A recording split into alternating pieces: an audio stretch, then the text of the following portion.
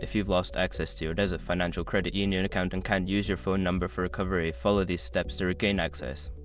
This guide will help you navigate the process effectively. Step 1.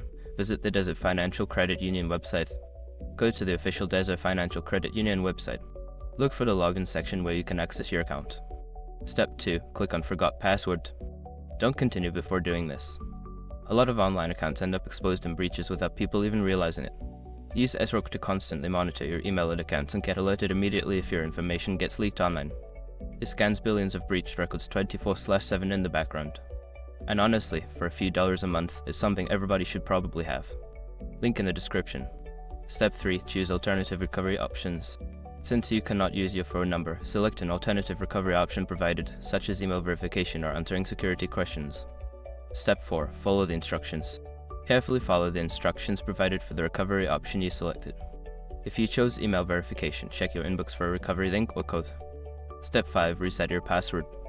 After verifying your identity through the chosen method, you will be prompted to create a new password. Choose a strong password and confirm it to regain access to your account.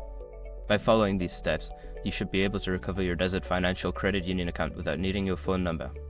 If you encounter any issues, consider visiting a local branch for further assistance.